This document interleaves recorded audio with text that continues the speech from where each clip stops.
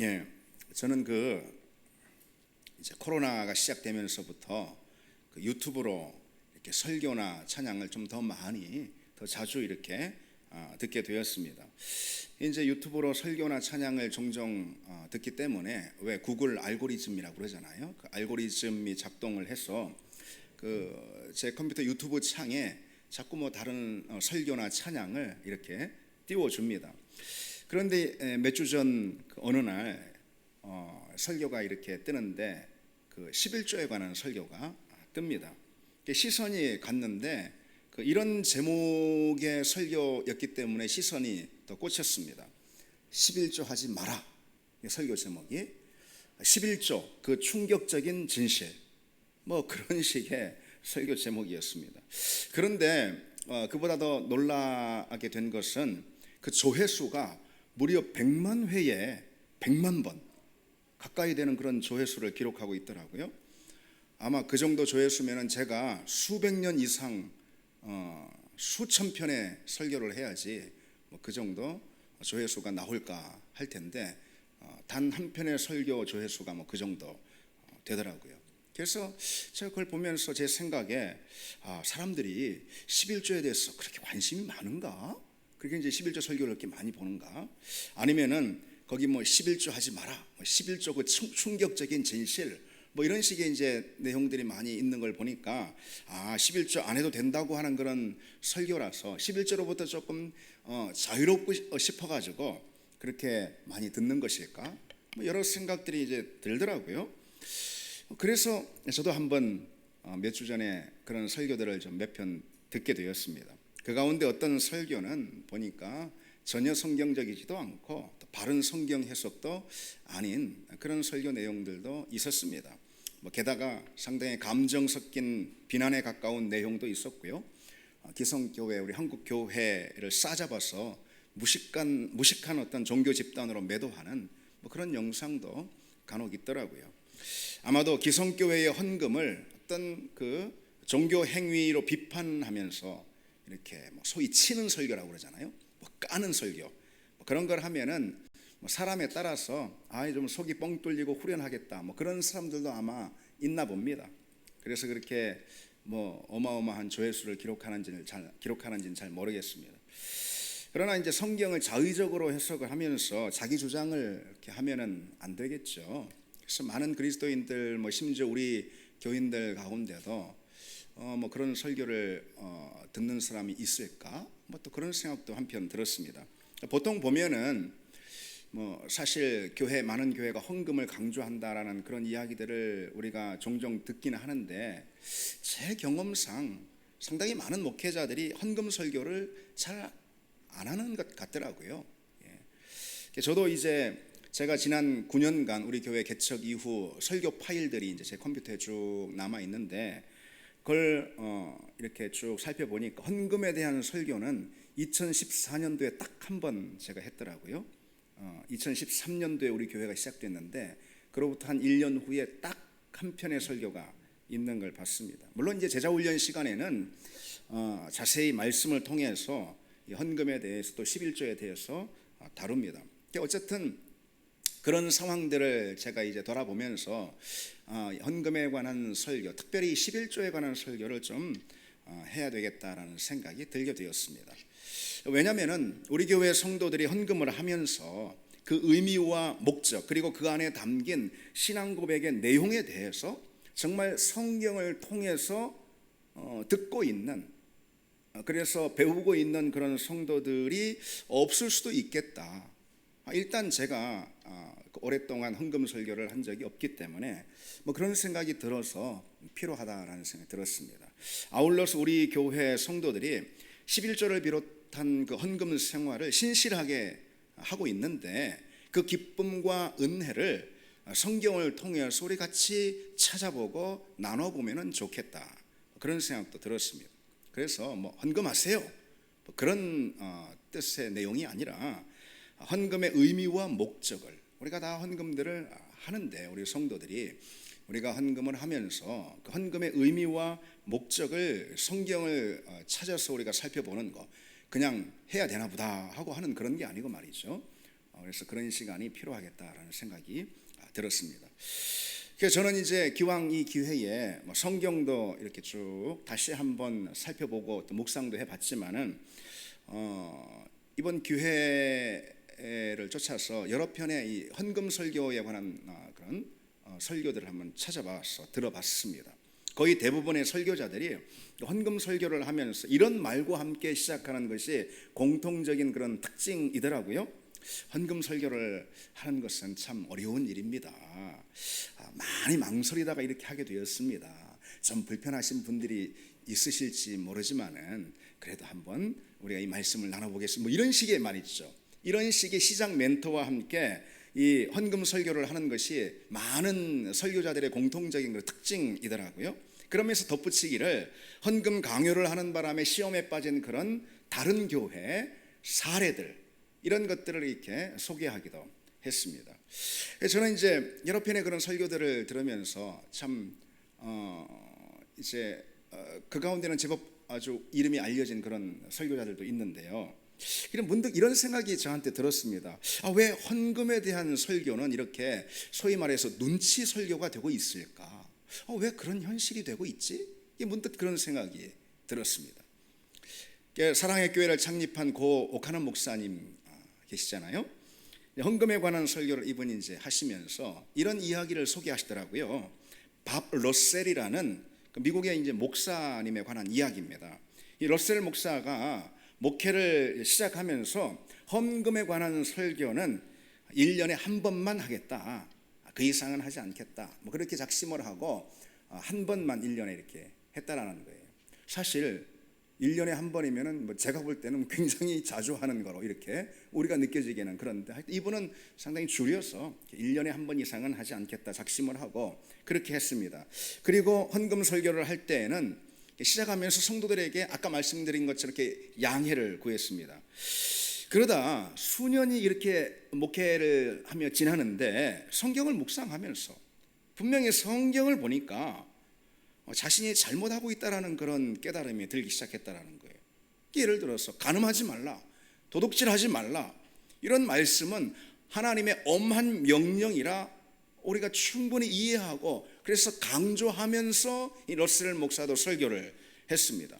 근데 마찬가지 똑같은 이 헌금에 관한 말씀도 엄연한 성경의 말씀 하나님의 말씀인데 왜 이렇게 내가 양해를 구하면서 설교를 하는 거지? 뭔가 잘못되지 않았나 이런 느낌이라는 거죠.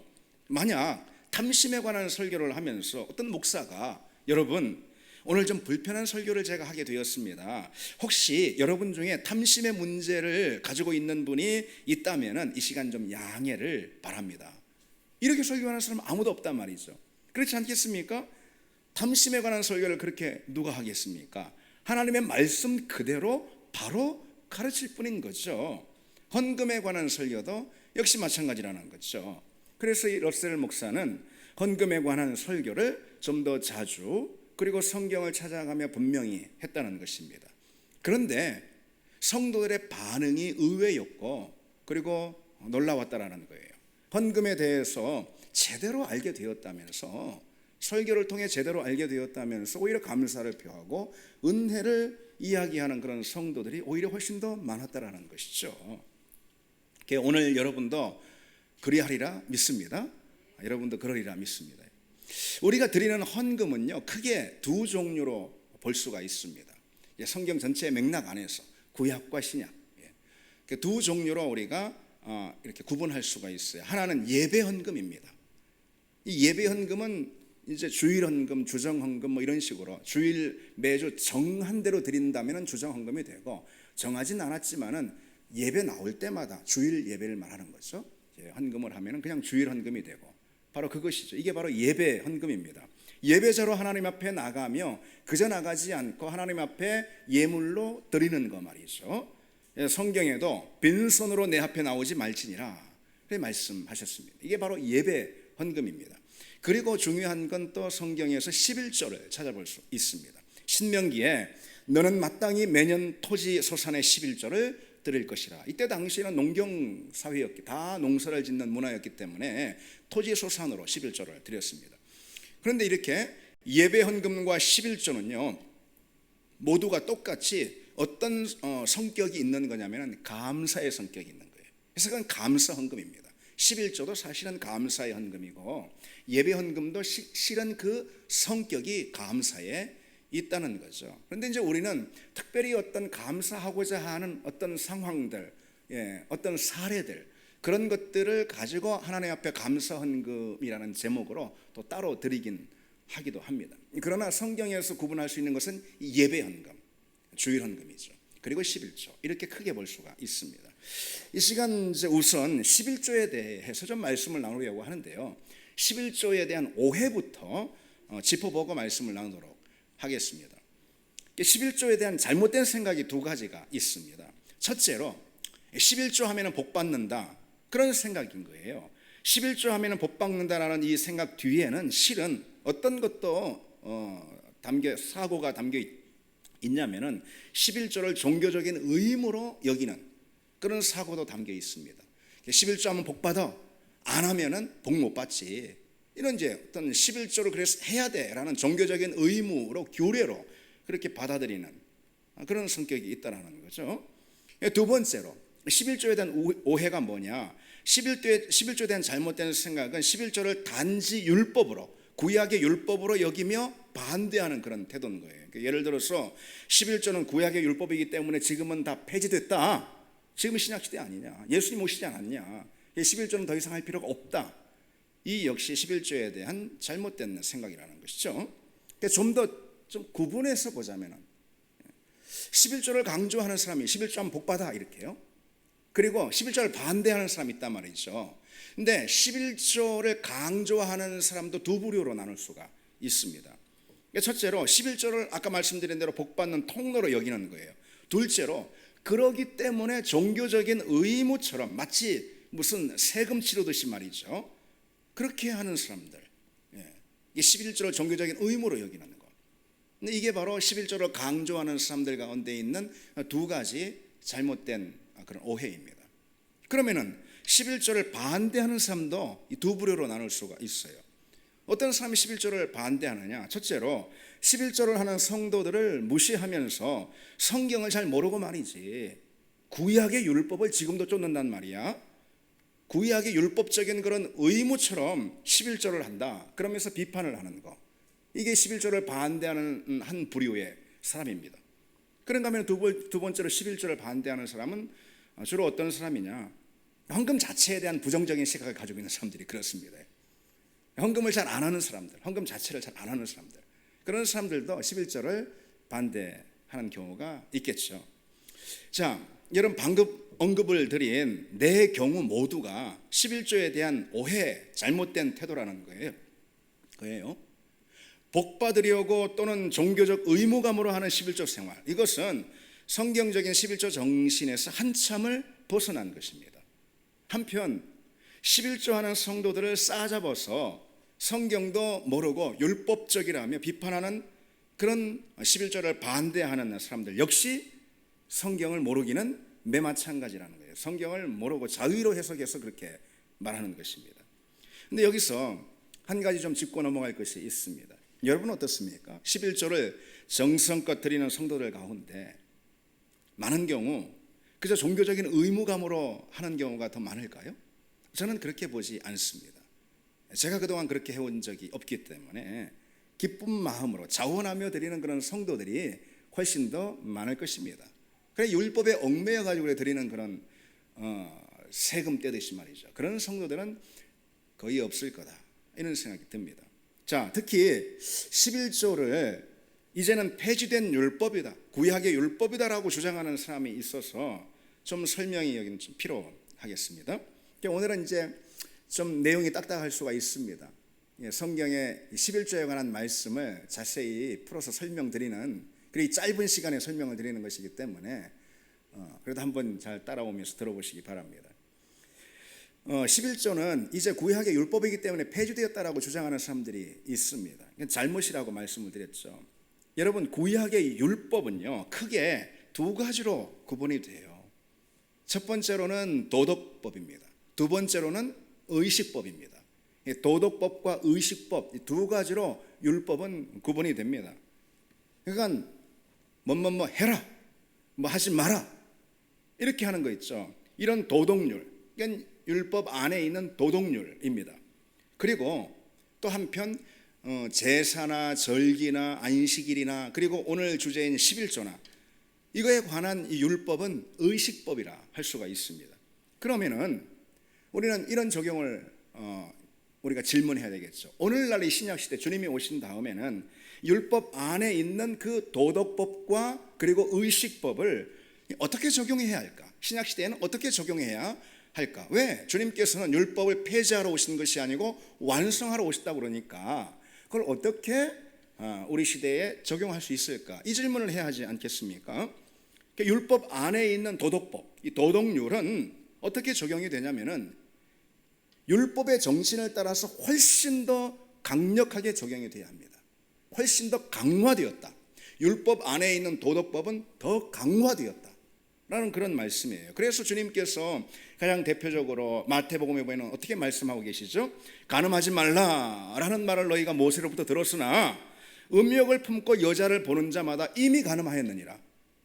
훨씬 더 강화된 그런 도덕법 있는 거예요.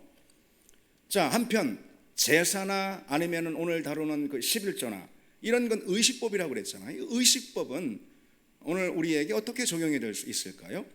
그건 율법으로 지키는 것이 아니라 구약시대처럼 율법으로서 지키는 것이 아니라 그 율법의 정신과 신앙 고백을 따라서 행하게 된다는 거죠. 이를테면 이런 것입니다. 예배는 오늘날 예배는 구약의 제사와 전혀 다르죠. 제사처럼 우리가 예배를 희생제사 하면서 양 잡아서 드리지 않습니다. 이 예배는 제사와는 전혀 다른 형식으로 드리지만은 율법 안에 있는 이 제사 있죠. 제사에 담긴 율법의 정신과 신앙 고백이 우리 예배 가운데 고스란히 다 담겨 있는 것입니다. 제사는 예를 들어서 번제 다 태워서 완전히 태워서 하나님께 올려드리는 거 아니겠어요? 그처럼 우리 예배가 그와 같은 율법의 정신, 제사의 정신이 고스란히 예배 가운데 담겨 있어서 우리의 모든 것을 우리 전 존재를 다 태워서 하나님께 올려드리는 것, 이게 바로 예배라는 것이죠. 이게 예배입니다. 여기서 제물은 우리 자신이 되는 거예요. 우리 자신이 완전히 태웠어요. 온전한 제물은 예수 그리스도지만 말이죠. 그렇다면 여러분 헌금 역시 마찬가지입니다. 우리가 드리는 헌금 안에는 11조의 신앙 고백이 담겨 있는 거예요.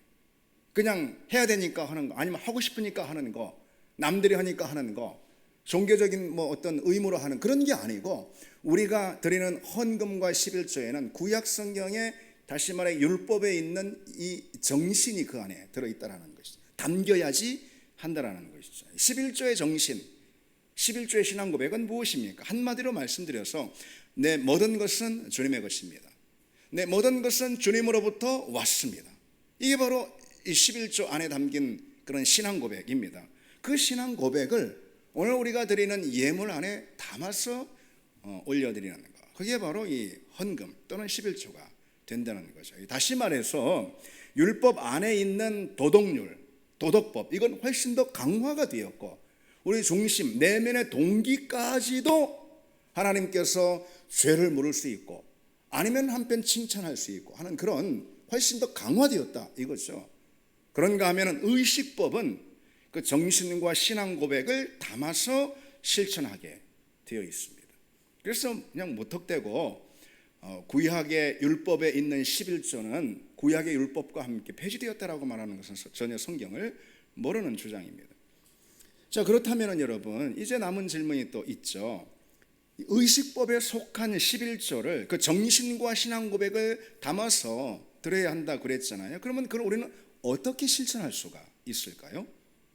그 점에 대해서 알아보기 전에 먼저 성경에 등장하는 11조에 관한 책망의 말씀을 좀 우리가 잠시 살펴보겠습니다. 성경을 보면은요 11조에 관해서 두 가지 측면에서의 책망이 등장하고 있습니다. 우선 11조를 하지 않는 사람들에 대한 책망이 있어요. 대표적으로 우리가 알듯이 말라기 선지자입니다. 그런가 하면은요 의외로 11조를 하고 있는 이스라엘 백성들을 향한 엄한 책망이 있습니다. 아모스서에 기록되어 있어요. 그리고 나중에 신약에 보면은 주님도 그런 비판을 하셨어요. 자, 두 경우 모두 11조를 하는 사람, 11조를 하지 않는 사람 모두 두 경우 모두 11조 안에 담겨 있는 하나님이 세우신 정신이 있어요. 하나님이 세우신 그 정신, 이걸 훼손했기 때문에 그런 책망을 받은 거예요. 11조를 하는 사람들 가운데는 어떤 사람이 책망을 받았을까요? 11조를 하면서 자기 의를 드러내는 거죠. 자기 의를 자랑하는 것입니다. 그런 사람들 책망을 받아요. 아모스는 아침마다 희생을 드리고 3일마다 11조를 드리는데 3일마다 드려요. 열심히 있는 거죠. 그렇지만 죄만 더할 뿐이다 라고 아주 강하게 책망하고 있어요. 그런가 하면은요, 선지자 말라기 같은 경우는 11조를 하지 않는 신자들을 책망하고 있습니다. 그 유명한 11조에 관한 구절이 이 대목에서 나오는 거죠. 너희가 나의 것을 도둑질하였다. 여러분도 그 정도 말씀 아시잖아요. 그런데 여러분, 너희가 나의 것을 도둑질하였다, 그래서 저주를 받았다, 이런 이제 말라기 3장에 있는 이 말씀의 배경을 우리가 아는 게 중요합니다.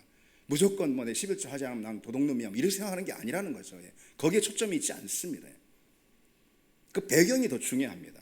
어떤 배경에서 그와 같은 책망 11조 하지 않는 사람들에 대한 책망이 나왔을까요? 11조를 드리지 않자 성전에서 예배가 제대로 수행될 수가 없었어요.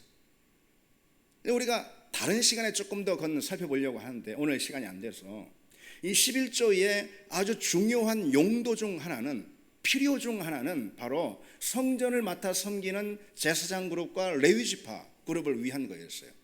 그런데 이스라엘 백성들이 11조를 하지 않으니까 레위지파 사람들이 다 성전 봉사를 멈춰버리고 그냥 도망해버렸다 이 말이죠.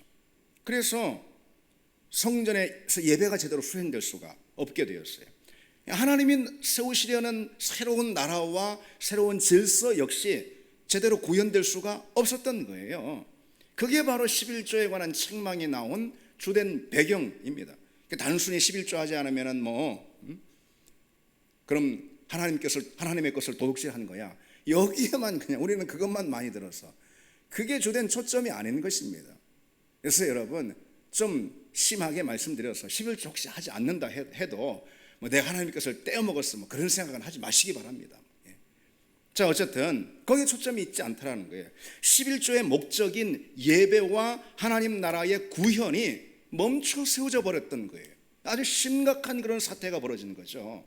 그런 배경 가운데 너희들이 왜 11조를 하지 않느냐라고 하나님은 선지자 말라기를 통해서 이렇게 책망을 하고 계신 겁니다. 여러분, 우리는 이 점을 좀 생각을 해야 합니다.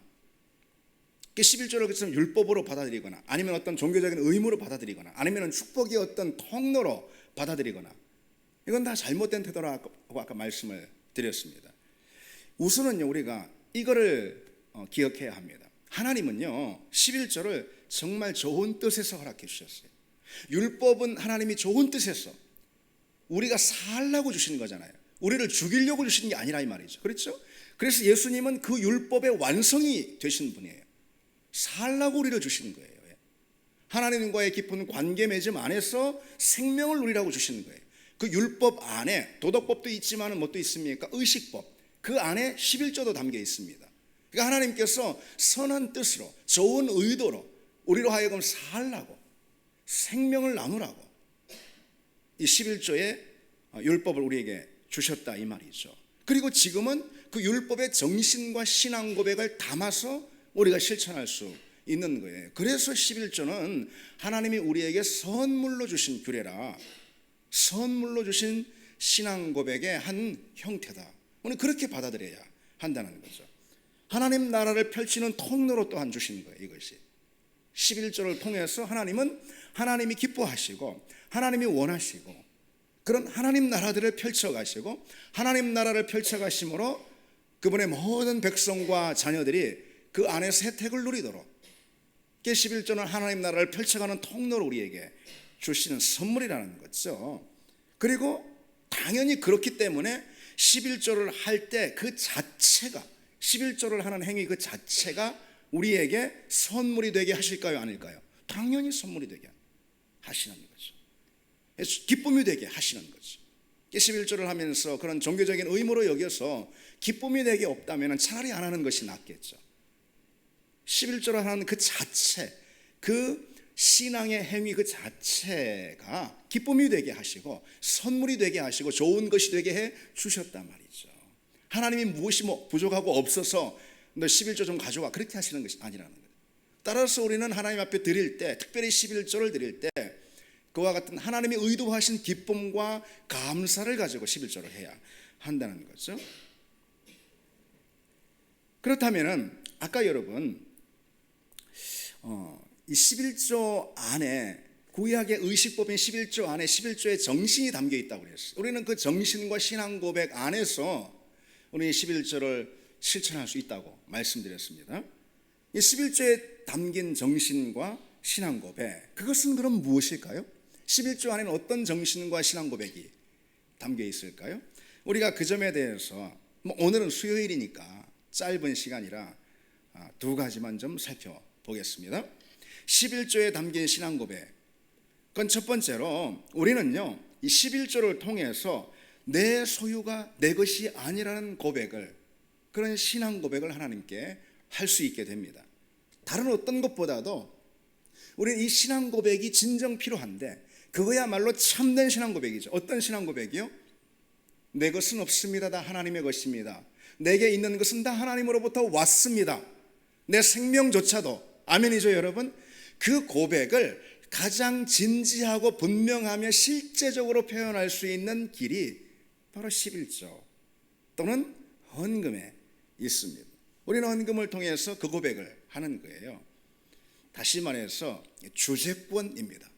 하나님만이 우리의 주재가 되신다. 오늘 본문에도 나와 있잖아요. 우리는 11조를 드리면서 하나님이 나의 주인, 곧 영원한 주인이 되십니다. 이렇게 고백하는 신앙을 비로소 가질 수가 있다는 거예요. 예수 그리스도를 주라 부르는 것은 그저 입술로 오늘도 찬양을 했는데 찬양으로 두 손 들고 춤추며 찬양한다고만 되는 것이 아니라는 거죠. 11조 헌금을 통해서 우리 찬양, 다시 말해 주님은 나의 참된 주가 되십니다라는 이 입술의 고백은 진실한 신앙 고백이 비로소 될 수가 있습니다. 오늘 본문의 다윗은요 하나님 앞에 헌물을 드리면서 모든 것이 주께로부터 말미암아 싸우니 우리가 주의 손에서 받은 것으로 주께 드렸을 뿐이니이다. 다윗이 성전을 짓기 위해서 그 많은 재물을 모아서 하나님 앞에 헌물하는 그런 이제 시간입니다. 나중에 짓는 것은 솔로몬이 짓죠. 근데 그 모든 재료는 다 다윗이 마련하고선 그걸 하나님 앞에 올려드리면서 고백하는 이 신앙 고백인 거예요. 모든 것이 주께로부터 말미암았다. 우리가 주의 손에서 받은 것으로 이처럼 주께 드릴 뿐입니다. 헌금하면서 그렇게 이제 다윗이 고백을 합니다. 11조에 대한 가장 이제 이 분명한 신앙 고백이 여기에 담겨 있다라고 말할 수가 있어요. 여러분, 11조에 대해서 우리가 갖는 가장 흔한 오해는요 11조는 10분의 1을 떼어서 드리는 거다, 이렇게 떼어서 드린다, 이런 표현을 자주 하죠. 10분의 1을 11조니까 그런 생각이야말로 우리가 가지고 있는 11조에 대한 가장 흔한 오해입니다.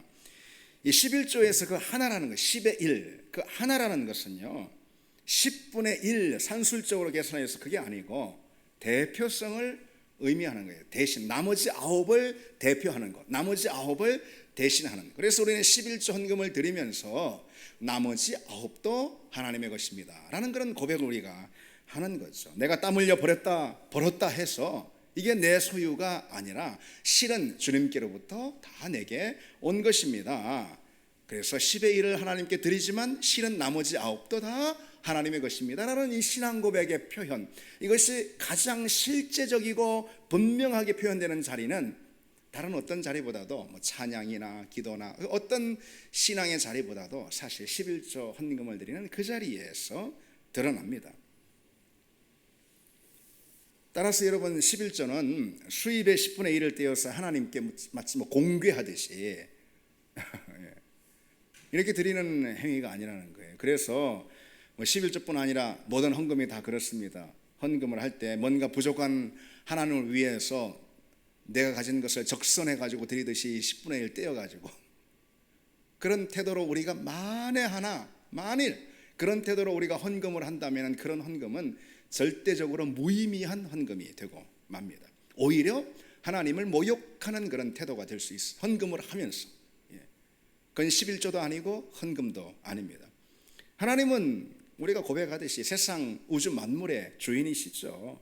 세상의 모든 것이 다 하나님의 것이고, 하나님은 세상의 그 모든 것, 곧 당신의 것을 가지고 우리의 생명을, 우리의 삶을 지탱해 주시고, 또 우리를 먹여주시고 공급해 주시고 입혀주시는 그런 분이죠. 이게 신앙 고백 아니겠습니까?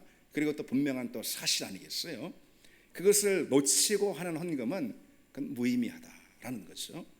그런가 하면 여러분, 이런 태도도 잘못된 거예요. 내가 헌금을 해야지, 그래야 교회가 뭐 지탱이 좀 되고 유지가 되지 않겠어. 내가 헌금하지 않으면은 뭐 교회가 어디로 가? 뭐 이런 것 말이죠. 예.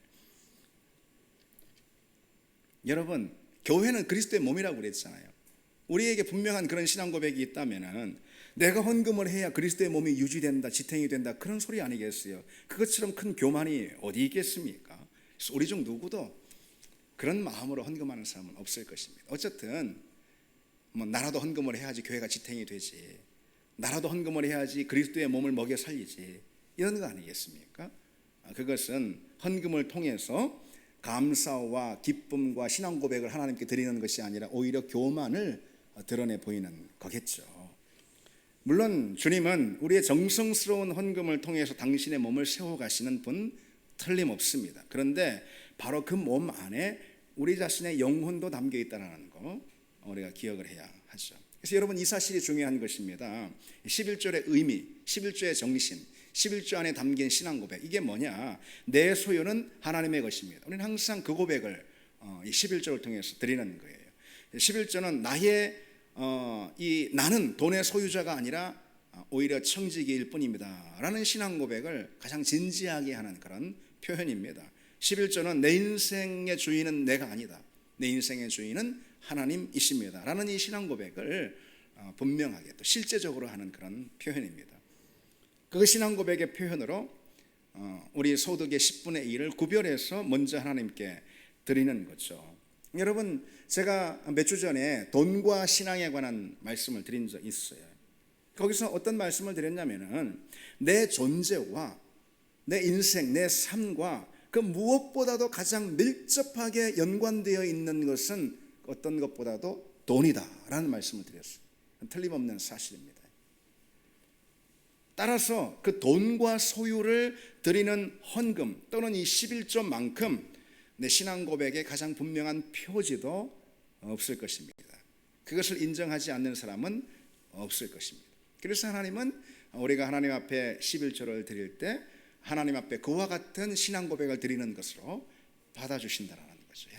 한 가지 더 말씀드리면 11조 안에 담긴 신앙 고백, 이것은 무엇이냐? 헌금은 이미 주신 은혜와 복에 대한 반응이라는 것입니다. 이게 바로 11조 안에 담긴 그런 신앙 고백이에요.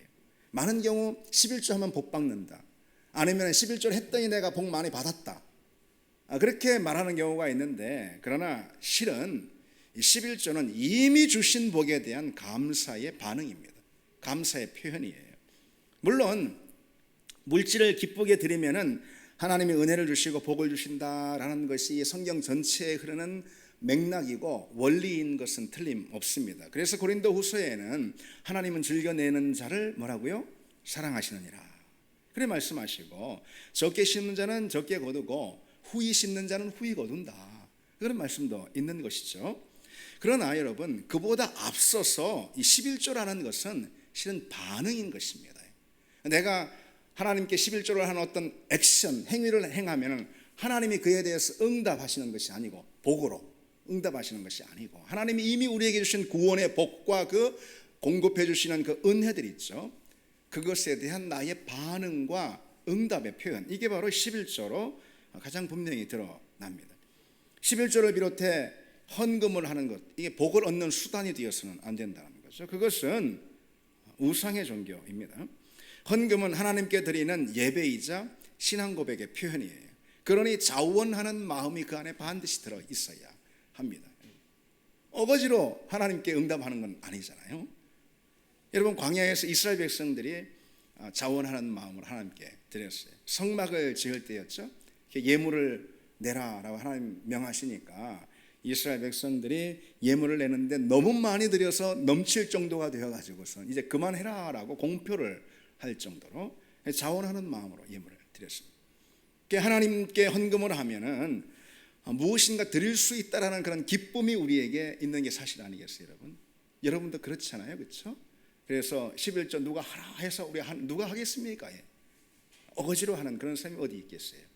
만약 그런 사람이 있다면 그것은 우상을 섬기는 것과 같은 거죠. 하나님께 헌금을 하면은 무엇인가 드릴 수 있다라는 그것에 정말 가장 기쁜 사람은 바로 그 사람입니다. 예배의 자리에서 우리가 예물을 드릴 수 있다라는 것, 이것은 참 감사이고, 그리고 그보다 큰 감동이 아마 없을 거라. 이것은 예배의 자리에서 우리가 찬양을 통해서 말씀을 통해서 누리는 그 이상의 큰 감동과 감격이 주어지는 자리가 곧 헌금의 자리 또는 11조의 자리입니다. 여러분, 우리가 그런 생각을 한번 해보십시오. 하나님 앞에 어떤 것도 드릴 수 없는, 헌금의 기회가 전혀 없는 그런 신앙생활이라면 우리 신앙생활이 좋겠습니까? 참 좋겠네요. 좋겠습니까? 그것처럼 슬픈 일도 아마 없을 것입니다. 그것처럼 건조한 신앙생활도 없을 거예요. 그건 엄청난 기쁨을 잃어버리는 것입니다.